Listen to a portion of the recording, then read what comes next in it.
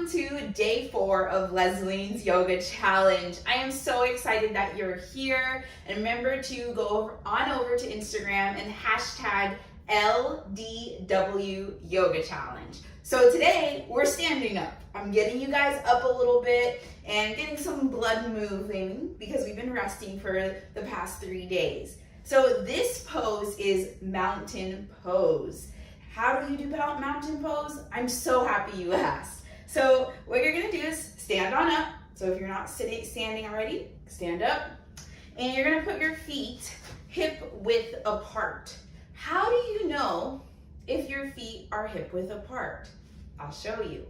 So you take your 2 fists like so. Come on down as much as you can. Don't want you to fall over, but just come down and make sure your feet are on the outsides of your fist. That is your customized, personalized hip width apart. Then I want you to look down at your feet, okay? We have 4 corners of our feet. The feet are the foundation in standing poses. So it's important that we really focus on the feet in this pose. So look on down at your feet, and I want you to know that notice that you have four corners of your feet, and I'll explain. So you have the tops of your feet, which are where your toes live. I want you to lean into those toes, so your heels are gonna come up. Then I want you to come on the outsides of your feet. So this is corner 2, and then your inner heels or soles will raise up. Then I want you to come on back onto your heels and use your wall, use that prop to support you as you come on back to your heels. Then lastly, the 4th corner is our inner soles of our feet. I want you to come into that, noticing how your knees kind of come in a little bit. And now that you're aware of all 4 corners of your feet, I want you to press all 4 corners down into your mat. Good. So we just did a little bit of mindfulness there because I showed you how to be fully aware of all the 4 corners of your feet. Something I'm really passionate about. I talk about 4 corners of feet almost in every class. But anyways, so press all 4 corners now into your mat, okay? And then we're gonna come on up to our knees. Make sure you have a nice bend in those knees. So, bounce a little bit.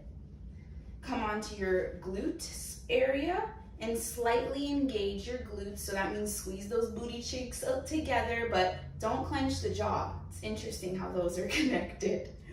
Then pay attention to your abdominal area. I want you to bring your belly button towards your spine. Can you automatically place your finger on your belly button, or do you have to look? So belly button towards your spine, very good. I want you to raise these shoulders up to your ears. These are where they are not gonna be. Back behind you and slide your shoulder blades down the upper part of your spine. Good. Then you're gonna take your hands. You can have your hands like this, like you see in the picture, or you can be like this.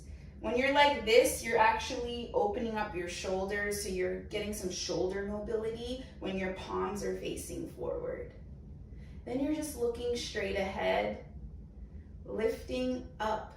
So imagine somebody's pulling a piece of the hair in the middle of your head up, up, up to the sky. This is mountain pose.